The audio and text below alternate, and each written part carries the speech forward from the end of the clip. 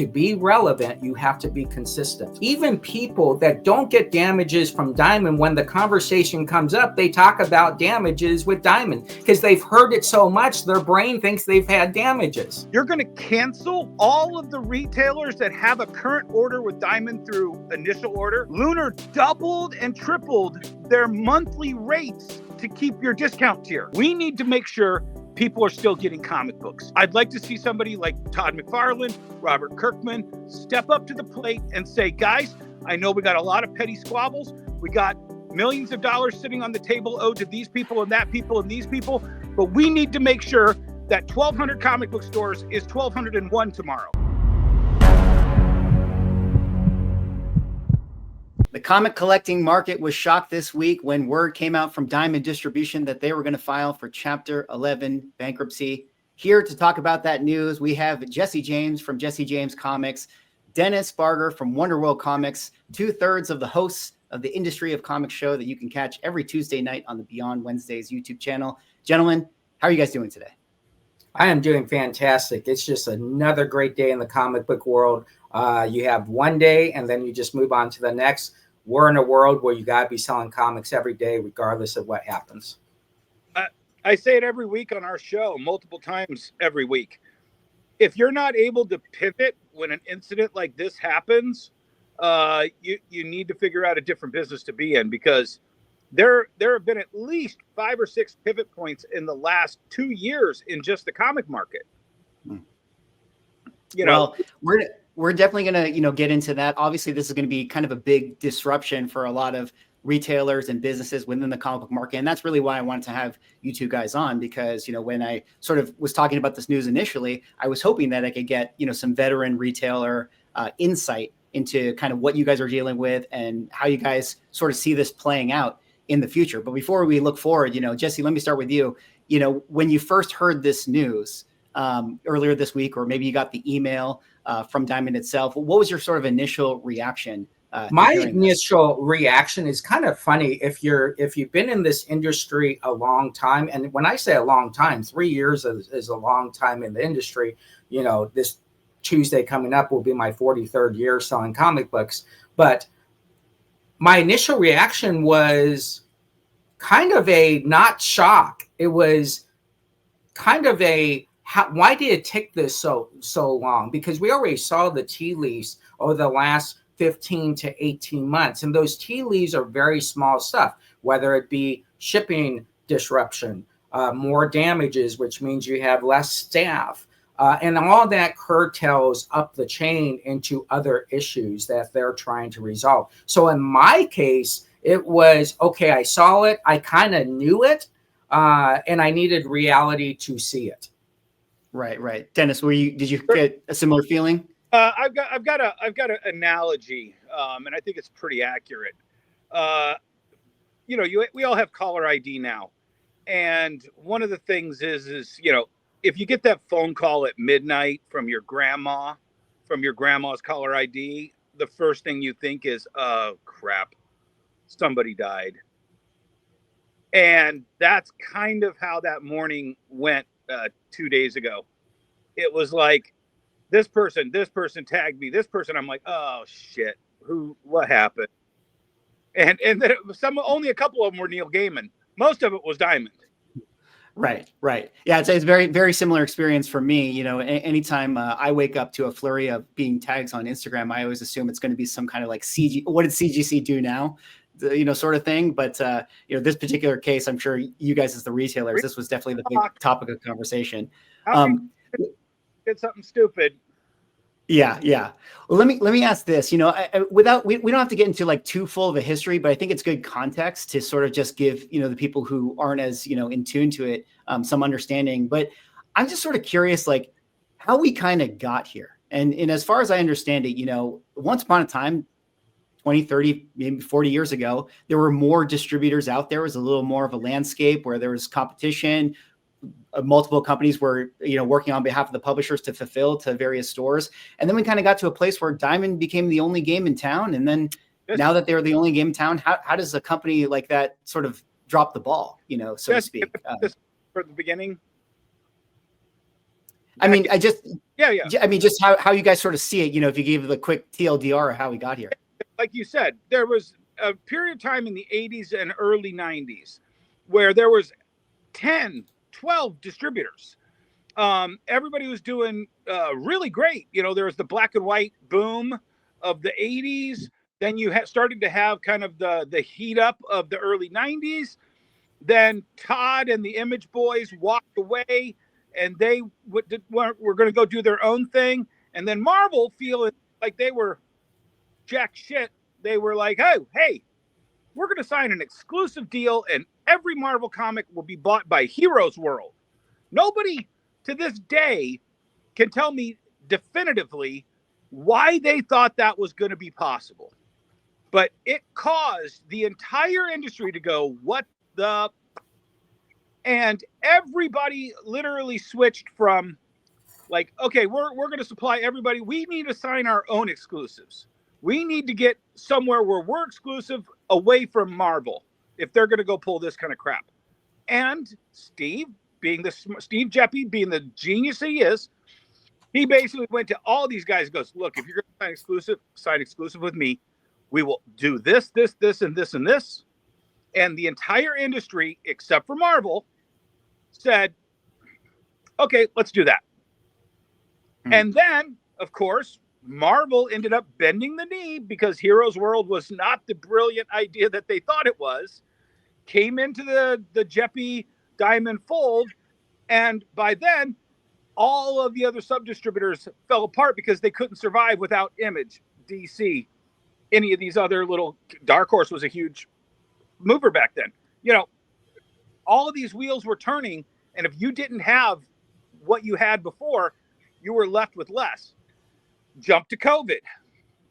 Diamond, and I say this in my videos on our show, Diamond saw that COVID was going to shut down. It was going to shut down the tree manufacturing that made the paper. It was going to, the paper mills that made the paper. It was going to shut down the printing operations.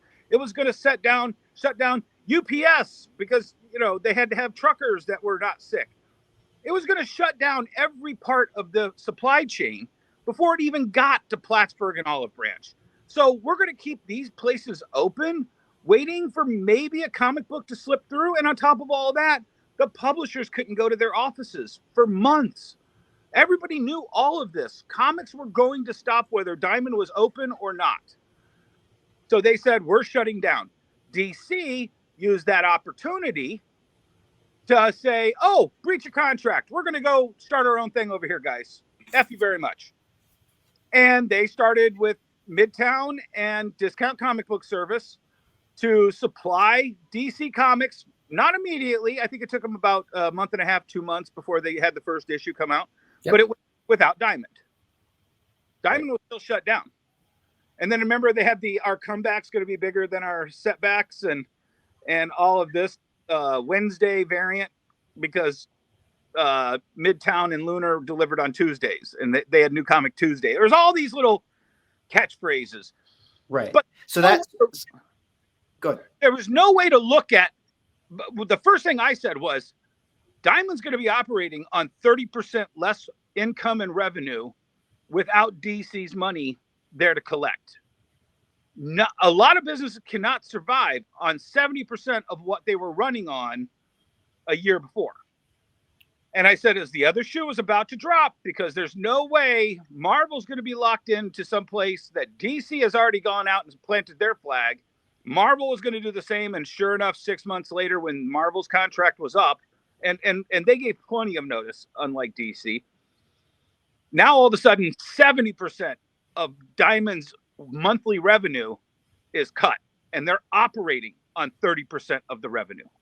Right. Well, I definitely want to pick up on that DC thing a little later in the conversation because I want to dive more into that with you, Dennis. But Jesse, so certainly the COVID thing sort of opened up the door for the publishers like Penguin and Lunar to kind of get in the game a little bit.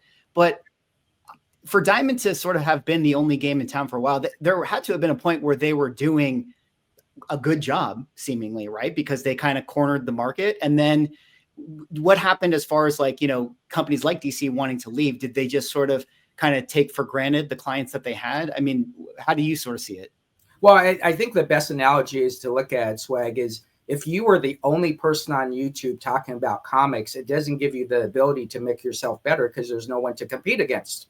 So when those opportunities do arise and someone comes in, you're so enabled into your own way you do stuff, you can't pivot fast enough. And so when these opportunities come from other companies, I think Diamond had this notion that we've done this for 40 plus years. No one can do this better for us. So if someone does come to us and says, hey, we have this great opportunity, but before we leave, we want to give you an opportunity, there might have been a case of, you go ahead and go and find out how good we actually are to you. And in this case, it kind of backfired on them because the companies did do a little bit better. They did get those books up faster. They did get books without damages. They had better communication, which is the number one thing to keep your business alive when you're dealing with distributors. So I think there was a lack of competition that technically, and I hate to use this word, because it will come back and bite me, but they might have got a little bit lazy in how they were conducting business at the time. So when these sidetrack things came in, they weren't actually prepared for it. Well, right. And I don't think it could be understated. Paul Levitt's DC Comics would have never pulled the rug out from Diamond. Bob Wayne's DC Comics would have never pulled the rug out. Dan DiDio and Jim Lee's DC Comics would have never pulled the rug out from under Diamond. But we were at a unique period of time pre-COVID where the corporate structure at DC and Warner Brothers was changing rapidly on a day-to-day basis. They fired Dan DiDio 2 months before COVID. So there was already a new regime coming in, and it had nothing to do with the old school comic book people that Jesse and I spent our entire retail careers with. All those people were being pushed out. All those people were being moved on, fired. Yeah, but I think you also have to look at the relevance. You have to be relevant, but you also have to be consistent. And when they're looking at non-consistent numbers, that becomes an issue. Well, no, but that's the thing is all of a sudden all the pencil pushers came into DC. All of the corporate bigwigs came in, and they're like, why the hell are we paying these people 15% commission, and all of these damages are popping up, and they're late here, and they're doing this there. We need to renegotiate this, guys. And Diamond, unfortunately, said, no, we're happy with the way it is, guys. Where else are you going to go? Right. Now, let me move to this, kind of what's going on within the retail space. I'm sure you guys have a lot of relationships to other retailers, and you guys probably been having like a million conversations. What do you think the overall sort of sentiment within the retailer space is? Are people, worried about this? Are they optimistic? Are they now pessimistic? Are they kind of scrambling for their businesses? What are the retailers dealing with like today? 2 days ago, I would say, what are those 5 stages of grief? Yeah. Denial, anger. That came from Brian Hibbs. Damn you, DC Comics, for leaving Diamond when they needed you most. I'm never going to let you live this down. I'm going to hold it against you. Blah, blah, blah, blah, blah. And then it was like, oh, okay, we can still survive. Diamond's going to come out of chapter 11, and they're going to be bigger and better than they ever were. And as long as we still get our Image Comics, email from Lunar, you're not going to get your Image Comics from Diamond.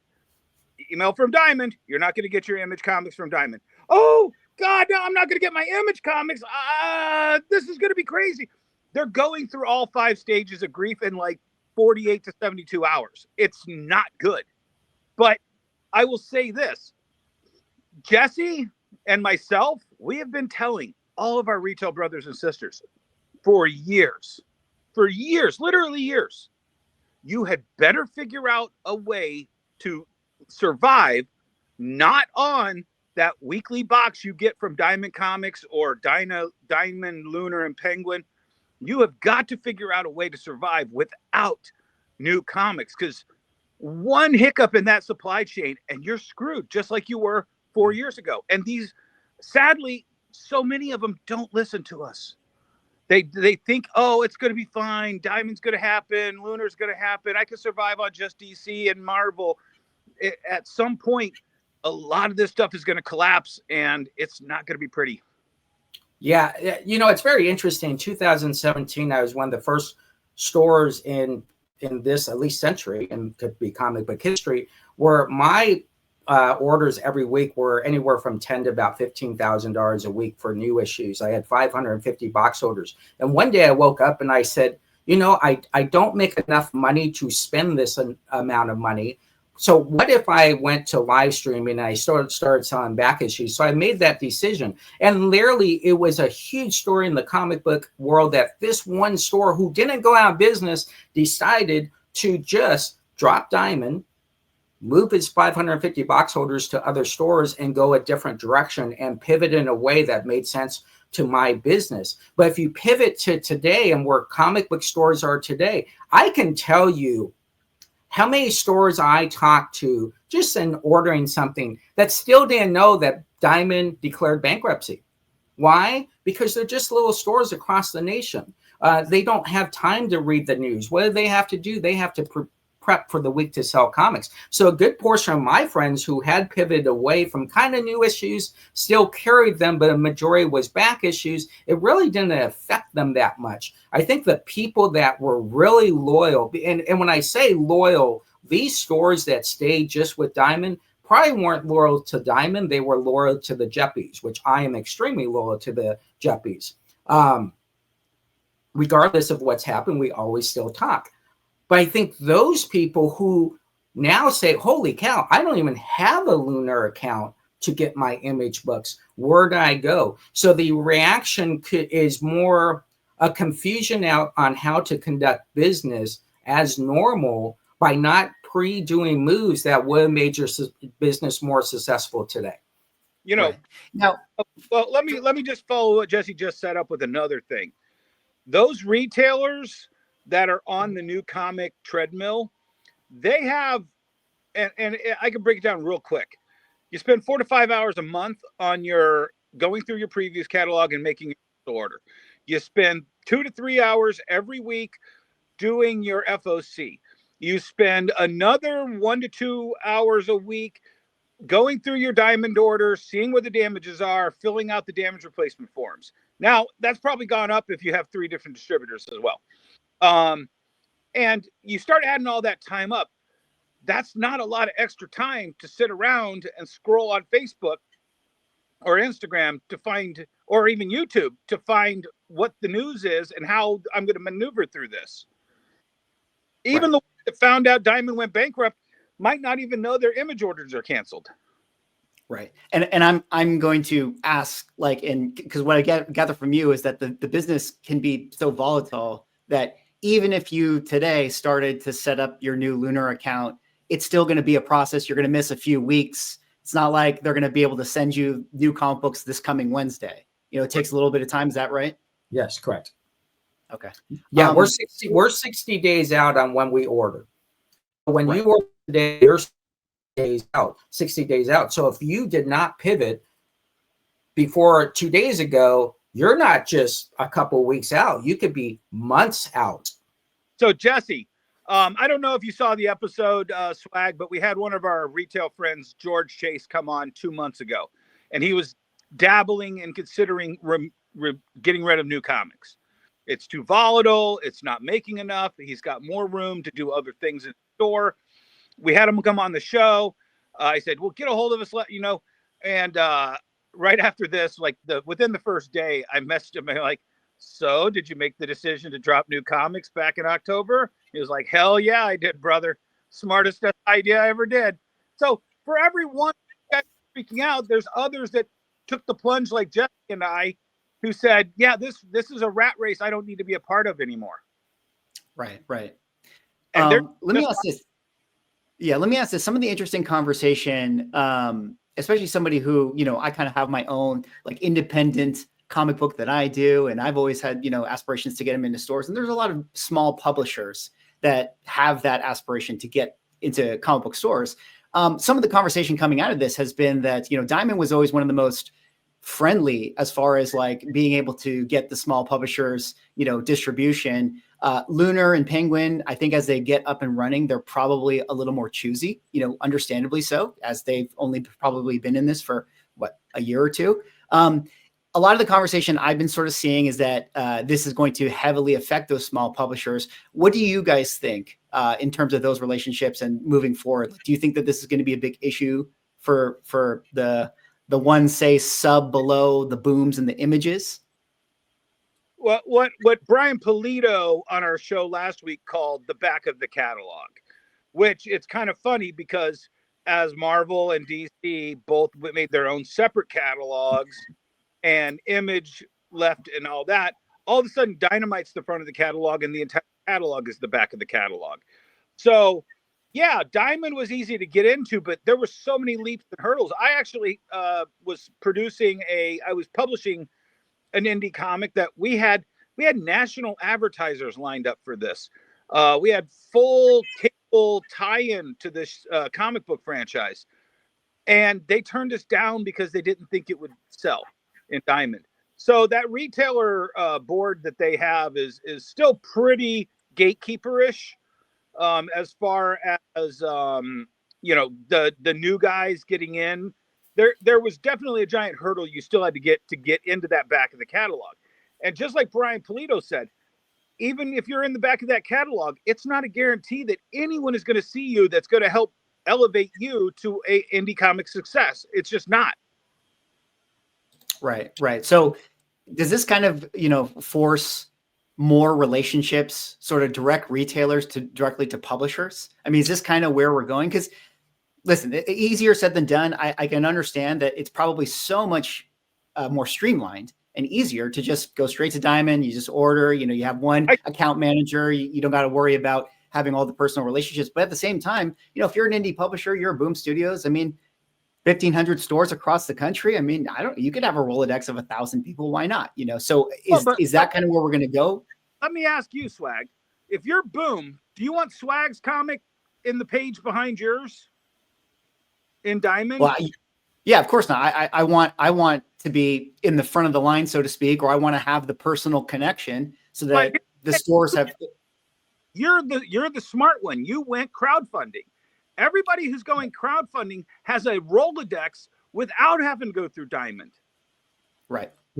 Yeah, I think what you want to look at is a couple of things. We are in the world where there's so many multiple platforms that you can create your business and grow your business. The number one goal in business is to create that customer base that you can not only get retention on those crowdfunding, but continue to grow. And so if you go the Diamond route, you do lose that connection to your customer base. So what I would suggest is those small press, and there's thousands. When we say hundreds, there are thousands. Go to Artist Alley at a convention and see how many people just in San Diego Comic-Con are small press. So whether you're doing crowdfunding, your own webpage, Patreon, whatever, Indiegogo, you have to find a way to build your customer base so that at some point you can achieve the goals that Brian Polito has risen to, or a Sean Hudaku at Comics Elite, where you're now feeding off that customer base that you've grown. When you let someone else run your business through a distributorship and then through those 1,500 stores, you have no connection unless you're going to every convention, shaking hands, or going to every single store, shaking their hand, or of course, cold calling. Cold calling is a very tough thing to do for people that just draw or write or do covers. So I would say right now, the opportunity should be a time for you to reorganize your business to be successful on your own merits, your own goals, and reaching out to higher levels in communication with sellers across the nation. Well, and it's not just that, Jesse. So you brought up San Diego, you brought up Artist Alley in San Diego. That's far too curated to even allow, no offense, Swag, you would never get a table at Artist Alley unless your YouTube celebrity got you that. The average Joe Schmo making an indie comic, they're going to have to start at the Arizona Comic Con or at the Sacramento Comic Con. They're going to have to work their way up to even get to a level where they get to be at San Diego. Yeah, but doesn't that force you to be better, knowing the odds are stacked against you? Today, if Eastwood and Laird came up with Teenage Mutant Ninja Turtle, they wouldn't even be able to get a table at San Diego to show it off. To show off Right. Gobble. You know what I'm saying? They couldn't. Well, yeah, I mean, all entertainment industries are going to be very, very competitive, and every year it's going to get more and more competitive. But to your point, whether you can get into San Diego or not, you got to start somewhere, and you better start grinding and making those personal relationships. Yeah. If you make the name for yourself, if you have the successful crowdfunder, you've already got a bypass. You don't have to go to San Diego. You've already got every one of your backers. What did you have? 2,000 backers? 1,500? Not that many, but a few hundred. Okay. But either way, you've got your core audience right now. Yeah. Okay. If you say, hey, core audience, here's volume 2 that I'm working on. Hey, core audience, I'm going to be at this show. Come and see me, and I'll be signing autographs. You create that conduit directly. I hate to say this, and I love Diamond as much as Jesse does, but Diamond was a middleman, and they did a lot of things that tried to make them the only middleman. Jesse, if you remember, when they wanted to do digital comics, they wanted to have all of our customers' info, and we're going to pay us nickels and dimes to sell our customers on selling digital comics through Diamond. We said no. Yep. And they were going to be the hub of back issues, and we were going to sell our back issues through a Diamond-based back issue system. And we were like, no, we don't need you to. We have eBay. We can just go right over. Or Jesse has a comic book shopping network. We have ways to sell our back issues, Diamond. Yeah, okay, we got it. And then they were like, okay, Kickstarter people, would you like Diamond to ship your Kickstarter comics out? You mean the people who are the worst at shipping products and not screwing up? Yeah, no, I don't want you to handle my fulfillment for, crowdfunding. No, Diamond, go away. Diamond tried to get all of these things under their umbrella, which is what they should do. Don't get me wrong. They should try, but you do that after you have a perfect track record. Right. And I think and just to follow up on this, I think the problem Small Press has is they're great creators. They're great artists. They're great artists, writers, cover artists. The problem is they don't have business 101 skills. So they're naturally, or they say, oh, what did I do? Oh, I go to Diamond. And when Diamond tells them no, what happens is they become so negative, they forget what the main goal was to find a way to get your product out to the consumer base. An example from that, Jesse, and I won't mention it because they've come and gone, and the publishers are trying to start something new. But a publisher came to me year one. They just started, I think, 5-6 years ago, 7 years ago. And they came to me and they said, hey, Dennis, what do you think we should do with this, this, and this? And I said, well, first of all, this. Second of all, you got to do this. Third of all, you got to. They're like, oh, those are great ideas. Let's write all those down. And year goes by, they've done none of it. Year goes by, they've done none of it. Year goes by, they've done none of it. Then all of a sudden, they announce, hey, we're doing this, this, and this. And we're really excited to do this. And then a year later, they're dead. And I'm buying up all their inventory. Guys, you ask what the road is. People can tell you what the road is, but if you're too lazy to follow the road or pave that road, we can't help you. Diamond was told what the retailers wanted out of them year after year after year after year. They didn't do any of that until it was too late, and then they didn't have any money to do any of that. And then it got worse. Right. Yeah. So kind of what I'm hearing from both of you guys in a sense going off of that is that, Diamond should be in the business of looking for new ventures and new opportunities, whether it be digital space or crowdfunding space and all those things. But it seems like they oftentimes would want to, kind of rule it with an iron fist, so to speak, and control it too much as opposed to supporting it in a way. And that kind of led to some friction. Before Jesse says it, I'll just brag for him. He has 100% positive feedback on eBay. I have 99.5. I'm a little bit bigger of an asshole than Jesse when somebody complains and are wrong. Diamond doesn't have 90%. Diamond doesn't have 80%. Diamond has probably, if I had to guess, 75% customer satisfaction, and the customers are the retailers. You can't move on to something else until you've fixed that 75% into 99. Jesse and I are quite happy with our customer interactions and our customer satisfaction rates that we can go out and try things. We can try to increase our business because we know we've made the business people we currently do business with 99.5 to 100% satisfied. We have the benefit of the doubt to be able to say we can add more to our pile. But when Diamond was coming in at 75% customer satisfaction, they need to fix that before they go trying to be the third party fulfiller or the back issue kings or the, digital comic emperors. Right. Fix your problem before you try to go grab more problems to make. Yeah. Right. What's funny is before I got into this business, the first thing I would do is check the stock market, and I would check my stocks and see how it did. When I got into this business, now with 95,000 lifetime feedback, no negatives, the first thing I do is I wake up to see how people have said how well my company is, either good or bad. Now, I'm very fortunate that I take very good care of my customers. Not to say that I've not had complaints, but I fixed those complaints. The second thing I do is I go to 4 companies that I consider very good in this industry, but have a lot of negatives. I go and read those negatives and make sure I understand what they did wrong so I don't do the same thing. So with Diamond, what happens is you can fix a problem, but the problem is you're fixing a problem. So if someone says to you, hey, I took care of you on that problem, and they're asking for kudos, well, the kudos don't have that problem, and we won't have this conversation.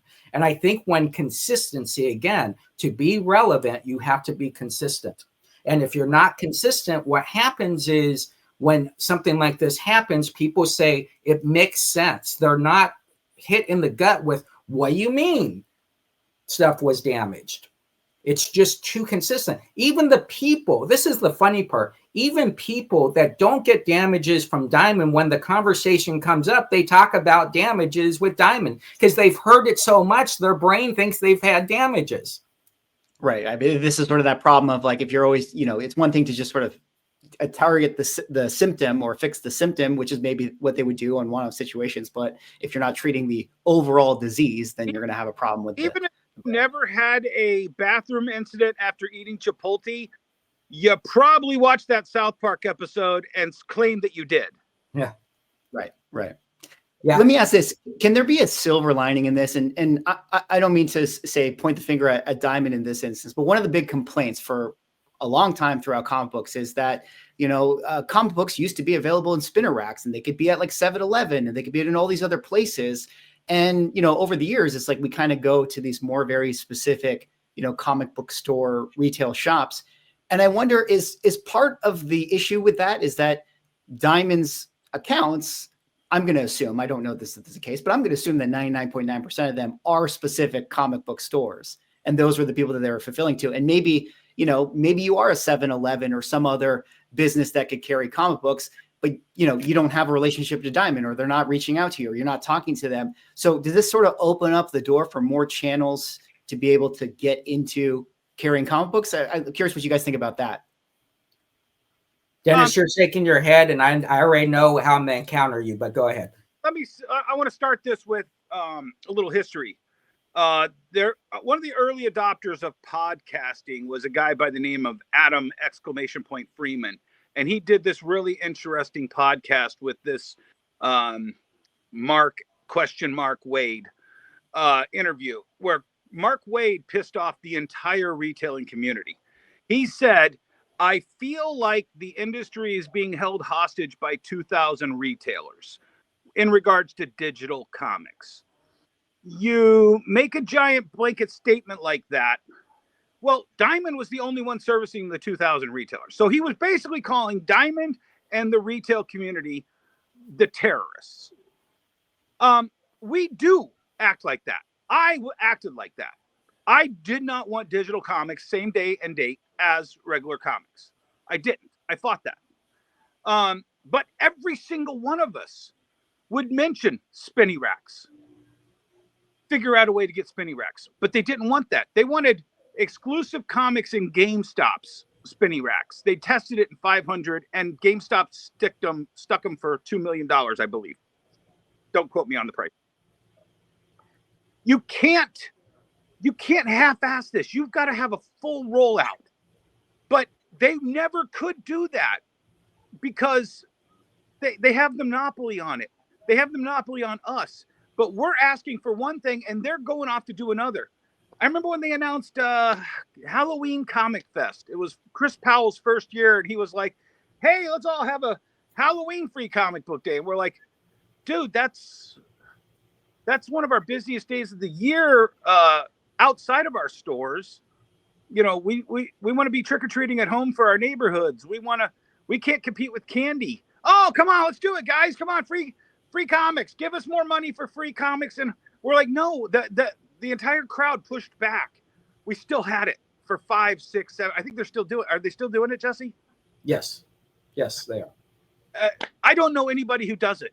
I don't. And I don't know anybody who says it's the greatest event, because you can't take away from where everyone is. You know, you might get a little bit, but you're spending more energy than you could possibly get back, because kids want a candy bar and not a comic. I know most retailers just take the comics home and give them out at home. Yeah, I think what you want to look at is the most important numbers that I look at. I am a number cruncher. That's all I do all day. I probably could sell more comics if I wasn't number crunching. But at the end of the day, to see that there's 77,000 people that sell comic books on eBay, and there's only 1,200 or 1,300 stores, that's not a good ratio. But let's turn this over to the most important comic book customer in the comic book universe, which are orphan customers. 17,500 plus cities in the United States. You take 1,250 comic book stores. That's not a good number, considering that in Glendale, Arizona, where my store is, I just moved it to Florida, there are 3 stores just in that city. So even the numbers are skewed even more. So our goal with those spinner racks that you talk about is to get to areas that don't have comic book stores. But what happened in the 70s, which we now talk about today like it's nothing, look at what Mile High did with their ads to buy comics direct. They were 20 years ahead of the game.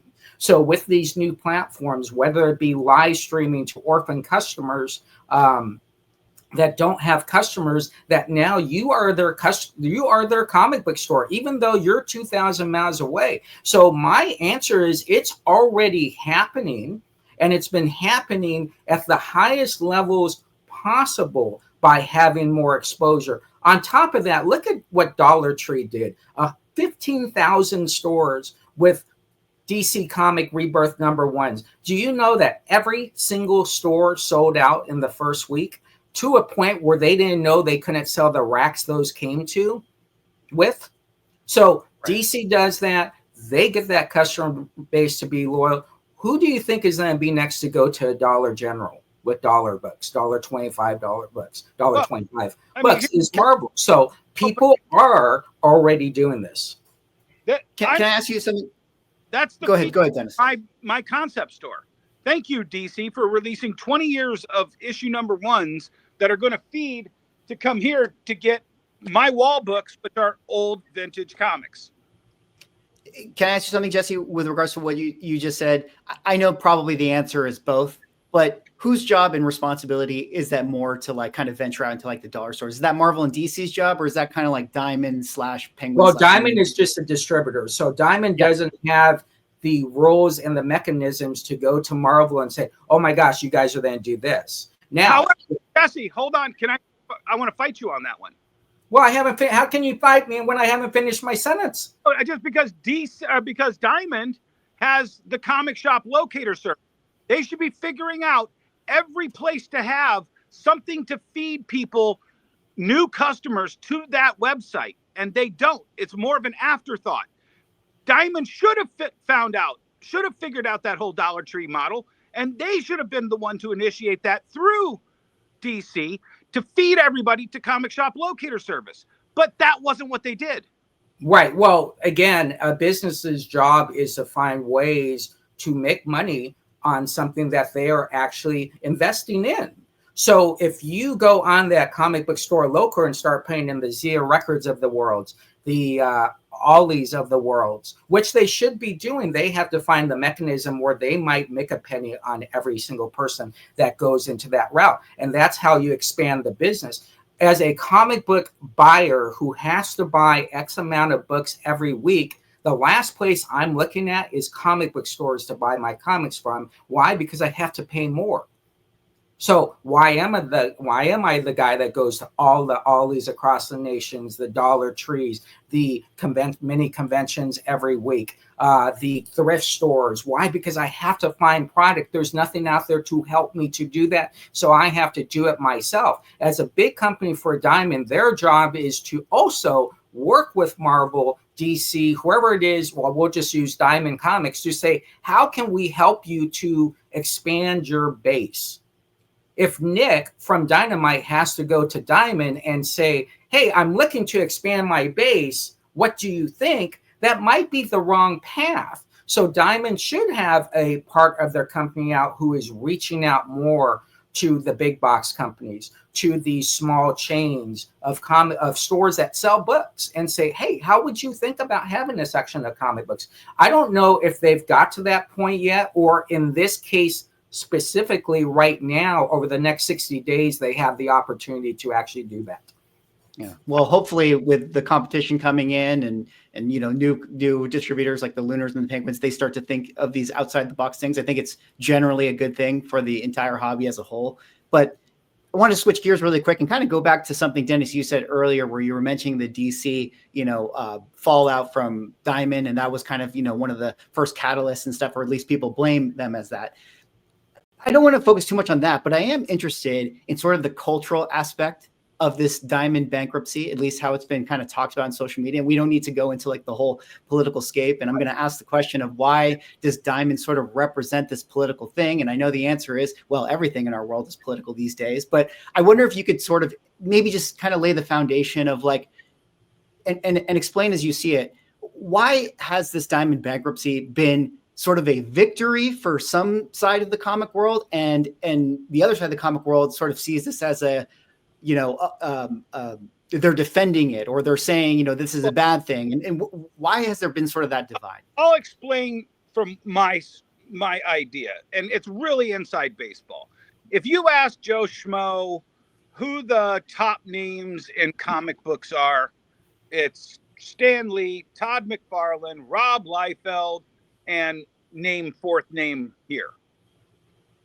You ask somebody like Jesse or me or people who know Diamond Comics like the back of our hands, it's Stan Lee and Steve Geppi. It really is. I think that with great power comes great responsibility, and unfortunately, Steve walked away from business and put irresponsible fools in charge of it.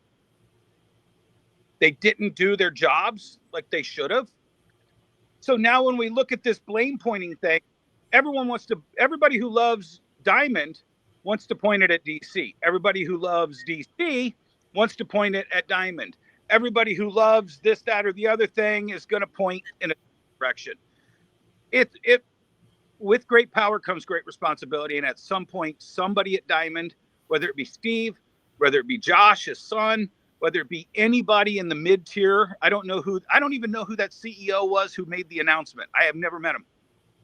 But it should have been somebody at that level saying, we messed up, we screwed up, we are going to do better.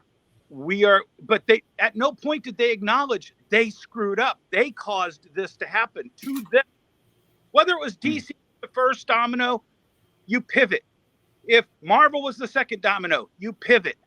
We are going to be lean, mean fighting machines going forward, because we're operating on 30% of what we operated on 2 years ago. That never happened. You got Chris Powell going out there going, well, gee, guys, we thought this was going to be real easy to close Plattsburgh and move all the shipments out of Olive Branch, but we screwed up. We're going to do better. Oh, we still screwed up. It's going to maybe get better. Oh, we still screwed up. No. First of all, I have to stop you for a second. Both times you brought up Chris Powell, you have been doing the milking the cow. What is the connection with the milking of the cow and Chris Powell there? I don't know. Anyways, Look, listen, who is the biggest loser out of this? I can tell you who the biggest loser is, and who is not the biggest winner out of this is the customer. Yeah. The customer should not have to worry about, with everything going on in their life, will there be books be there Wednesday? That is the last thing. In my long time of doing this, all the way back to 1982, I can't remember anybody coming up to me and saying, hey, did we get Diamond's books today? Yeah. Hey, how is Diamond doing? I remember when I first opened up my store, I'd say, well, Diamond was late. They'd say, I don't care. When am I getting my books? I don't even know who Diamond is. So in general, the biggest loser out of this is the comic book fan. Where we have to understand is all the politics part of this has to go out. There's only one important factor in this. What is the resolve?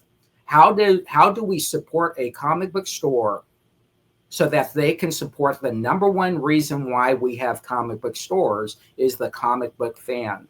And you have to find those measures to do it, right? The old school was that if I didn't have a book, now I was very fortunate to have a comic book store that I opened up across the street from. I won't mention their name. If I didn't have that comic book, you know what I would say to that customer? I'll be right back. I jump in the car, call that store. They got it. I'll bring it back. They charge me full. Don't care. I'm charging them what the cover price says. So we are in a position right now to say, who cares if it's DC's fault? Who cares if it's Diamond's fault? Let the courts figure out that part, because that's why they're in BK to do that. But at the end of the day, when we start blaming one person, one entity, in this case, a lot of people are blaming DC. There are a lot more components and a lot more blame than one freaking publisher. Well, and I'll go one step further. Like I explained at the beginning, when Diamond grasped the control of the industry into the monopoly it became, Image is doing that right now. Now, I understand that what does Image owe, or what does Diamond owe Image? Like $1 million? Yeah, around there. I mean, yeah. And now Image is going to go to Lunar, its new buddies, and go, Lunar, cut off Diamond. They owe us $1 million, and we're not going to allow that. Dude, Diamond was your dance partner through all of Spawn, Youngblood, Wildcats, all of those, where you all bought your Malibu mansions that hopefully survived the last 2 weeks. Diamond was your dance partner when The Walking Dead exploded into the retail success that it was. And now they owe you $1 million, but because you got Lunar and you're trying to work the screws to get people, the retailers, to come over, you're going to cancel all of the retailers that have a current order with Diamond through initial order.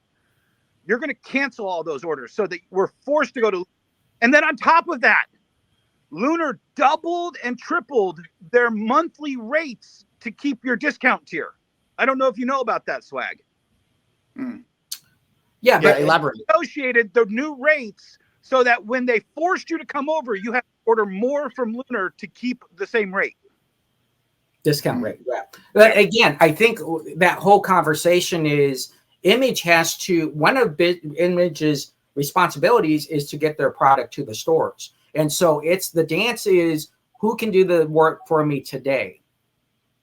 3 weeks from now, we can't worry about 3 weeks from now. We need new issues in the store for customers who need comic book therapy today. And throwing this on comic book fans when they already need the comic book therapy just to get that one comic, that's what we have to avoid. So I think what you look at, my biggest thing about this is, as a business, at what point do you continue to do business before all of a sudden you own $9.2 million? Is that at $1 million, which is in my mind too high, right? So if you let it get to 9 million, we have to look twofold here. Why did you stay at some point? Now, they're not going to, it's not like Diamond's going to win a case and BK saying, well, because they stayed, that's their fault, obviously. But what they thought was they're going to come out of this, but our concern is, will those retailers get the books to sell to the customer base? And that is the end result of everything that we're talking about. Does the consumer get the base? Keep in mind, Diamond deals with the retailer deals with the customer. So the store is actually the middleman here. We got to make sure the middleman is the number one concern in this situation right now. Right. Well, I mean, it does. Go ahead, Dennis. No, go ahead. I was going to say, I mean, it does feel like, the Jenga house has fallen over, and the pieces are going to fall where they fall. And everyone's kind of, has to look out for their own best interest, whether that be a retailer store or a publisher. And, I think it is interesting because from a consumer standpoint, who doesn't have a, horse in any of the races, yeah, I just want to know where my book is. I don't know if it's going to be at this LCS, I'll go there. If it's going to be at this LCS, I'll go there. I don't care, Right. and there's loyalty to some degree, but up to a certain point, you only have so long before you need to go elsewhere. And I guess I would just throw it back to you guys and sort of say, like, as we kind of look forward, where do you see this all falling out? Yeah, I think you're absolutely right. But I think everybody needs to see from this other perspective too, though. We showed that picture on the Industry of Comics show of the retailer, Jamie Colgrove, showing off the $1,400 worth of back issues his customers stuck him with. That was a domino going this way. Now we start talking about DC Comics moving over to, and then we started talking about 80% of the accounts at Diamond being in arrears. Then you hear about Marvel moving over. You got all these dominoes. And really, the person in the middle is the comic book distributor, Right. And that all the dominoes just hit Diamond finally last week. Right. Well, I do want to state one thing that we have not talked about. My concern going into this bankruptcy is the comic book stores that are in the rear with Diamond. And so that is going to be interesting how it plays up based on how Diamond actually puts in how they're going to reorganize. Are they even able to sell to someone who is in the rear with Diamond? Or does that person have to pay up before they get their first order from Diamond? That will be a very interesting case because Diamond does, the benefit of Diamond does, and I've been a benefit over the years, is that if you get behind, they are going to work with you. In this case, they might not be able to work with that person. No, in fact, actually, your arrearage as a retailer is a credit on the buyout sale. Right. So let's just pretend John's Comics owes $10,000. When Diamond gets purchased or when Diamond goes through that bankruptcy, that $10,000 can get sold off to a creditor to help them collect $5,000 for it, just so they can alleviate $10,000 in debt off of the balance sheet. Right, because they have to put them on there because it's receivables. Well, it's past receivables. You're never getting credit with whatever the new Diamond that comes out is if they had to write you off the last time. Right. Yeah. So it will be interesting. I'm not going to say either or because I haven't actually looked at the paperwork to actually understand the filing right now. But I would be very interested in, because listen, I'm going to be generous and say it's 50% stores. All right. I'm being extremely generous here. Yes. I would be wrong, but I'm generous here. That number is going to come out, and we're all going to find out what that number is. Right. Yeah, but I want to make sure that this is understood. This isn't. This isn't a negative about the comic book store. No. I'm just saying they're going to have to look at the business model going forward, and keep in mind what's the first question Lunar asked you on that application: do you owe Diamond any money? Yeah, but I don't think Diamond's going to share that knowledge with Lunar from this point going forward. Well, they might have to. Well, yeah, if it comes out in the disclosure. Right. But I think the 1,000 stores that owe between $5,000 and $20,000 to Diamond, on average, that's $10,000 from 1,000 stores. What is that? $10 million in arrearage? Still early for me. All of Lunar or all of Penguin tomorrow. Right. Yeah. I mean, like you said, from their press report, I caught, one of the things of like, hey, do you still have to pay your outstanding invoices? It's like, I'm sure as heck that they want to do that. But, if it is 50%, maybe some of them will, but a percentage of them are not. And so you have to sort of think, okay, well, what is that going to ultimately mean for Diamond's bottom line? They say they have this angel investment funding to keep things going. How long does that last? Nobody really knows. So it is very interesting how it's all going to sort of shake out.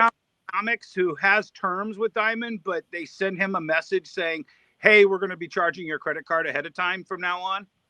Yeah, I don't think they can offer terms anymore. Actually, terms would probably go away. So everybody who thought they had it's going to change day by day, week by week, month to month until it goes down or it comes out.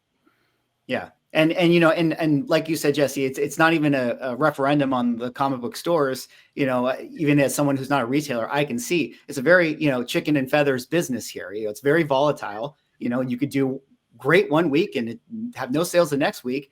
And so you're always kind of living on these margins, and that doesn't mean you're bad at running a retail store. It's just, that's the nature of the industry. So it really could affect a lot of people with all this shakes out. But gentlemen, I've been taking up almost an hour of your time here. So I figure, maybe we should just sort of, maybe give some last words, or if you guys sort of have some outlook of where you think things might be going this year. Do you think it'll just sort of be like, okay, we're just kind of on this treadmill, so to speak, or do you think that we're going to get change right away? Jesse, let me start with you on that. Okay.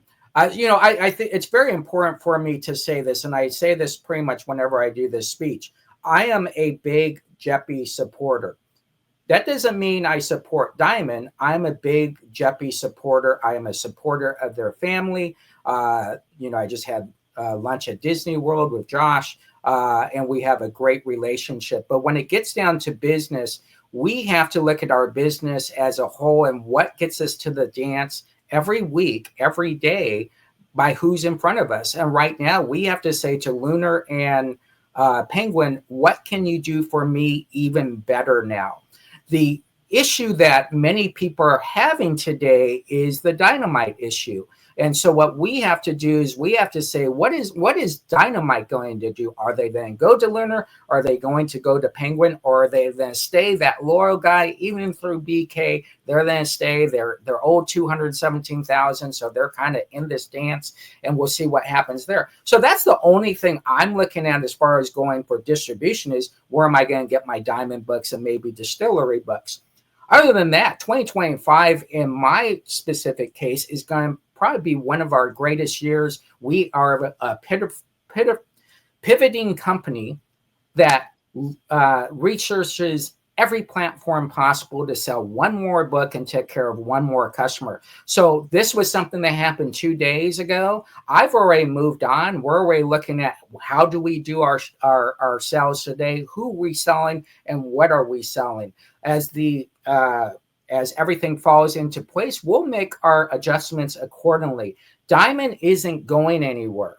They wouldn't have gone to bankruptcy, Chapter 11, if they did not have a plan to foresee a successful future. It might be down the road, but we know that they're good fighters. They've been fighting for 42 years. Their anniversary is next month, makes them 43 years. I think you'll see the Jeppies come more into the mix over at Diamond to make a little bit more solid decisions. But I will tell every retailer out there, every person selling a book, your goal today is to take care of customers, sell one more book, and then do the same thing tomorrow.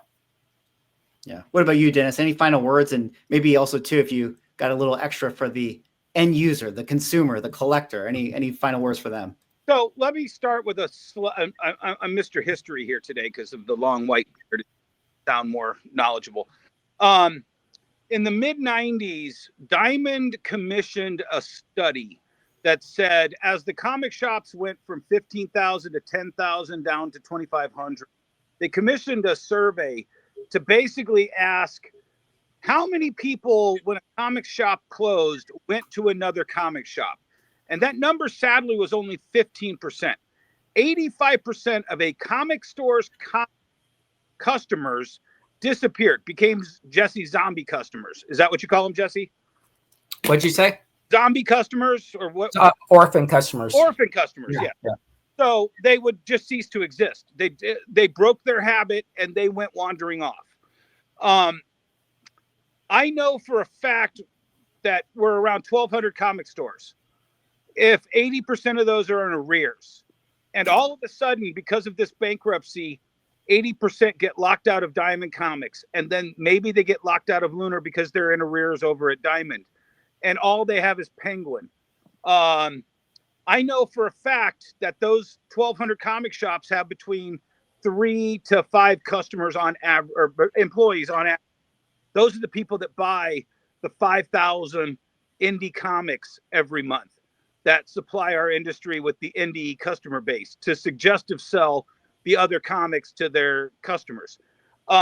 There's an entire threshold that starts slowly whittling away as the comic shops disappear. I fear that the domino effect is so in effect right now that we do not know where this is going to go. Somebody needs to come in. Somebody needs to say, guys, we need, just like what Jesse said, we need to make sure people are still getting comic books. Here's what we're going to do. I'd like to see somebody like Todd McFarlane, Robert Kirkman, step up to the plate and say, guys, I know we got a lot of petty squabbles. We got millions of dollars sitting on the table owed to these people and that people and these people. But we need to make sure that 1,200 comic book stores is 1,201 tomorrow. We need to make sure the customers that go to those 1,200 comic stores go there every week for the next however many weeks. Somebody in this industry needs to step up and say, we need comics to keep going forward despite this little hiccup with Diamond. And nobody is saying that right now. Yep, very well said. Well, gentlemen, thanks again for taking the time. It's really interesting. I mean, I'm sure we'll have to circle back as more news comes out, and we'll be here to talk about it. I do want to say one more thing at the end. I am an Overstreet advisor, and I do write my 2025 projections. And my biggest 2025 projection was in 2025, content creators will be more relevant to the comic book industry in going forward. Open door community is how we become more successful. So I want to congratulate you, Swag, on what you have accomplished and what you have achieved by getting more customers involved that normally don't have an avenue to actually be part of the comic book community. I appreciate it. Well, and I appreciate, guys like you coming on the show. And I think, having conversations like this is a really good thing, for the industry. And even if not everyone hears it, at least the people that do hear it can share it, with their sort of circles from here on out. But let me just do this really quick. Jesse, if people want to kind of follow up with you, where can people find you? My biggest platform right now is eBay/Jesse James Comics. We do 6 live shows a week. We do those at 12:30 a.m. to 4 a.m. I know that's crazy, but that's my time slot. You can also follow me on Facebook at Jesse James Comics, 50,000 strong. We are here to rock and roll with you today to answer every question you have in collectibles, except for hockey, because your answer is going to be Wayne Gretzky no matter what. But we are here to have fun, and you can follow me there 24/7, rocking and rolling, slinging books every day. All right. And Dennis, where can people get in touch with you? The answer is Wayne Gretzky, unless you're in Detroit, and then it's Steve Yzerman. So, but I will say I'm Dennis Barger here at Wonder World Comics, vintage retro themed comic store. We have all kinds of crazy stuff. I'm here every day. Come over to the mall in Monroe. It's a whole nostalgia thing going on. That's all I focus on now, is just making people relive the happier times in their life through these little baubles and tchotchkes that we sell here. Yeah. Also, you can find me on the Industry of Comics show with Brian McClay and Jesse James every Tuesday at 9 p.m. Eastern. That's where I'm always at. That's it. And whenever Swaggle House invites me on, I'll come over to Swag. Now, wasn't it that if you buy $25 at the store, you do the milking cow dance for them? The Chris Powell dance? Yeah. That's a little bonus. Those are the types of things that we still need from our comic book stores. The culture is not just the comics themselves, but the people who are in them. So thanks again, guys, for joining today. And, we'll definitely see how this all shakes out, and we'll catch you on the next episode.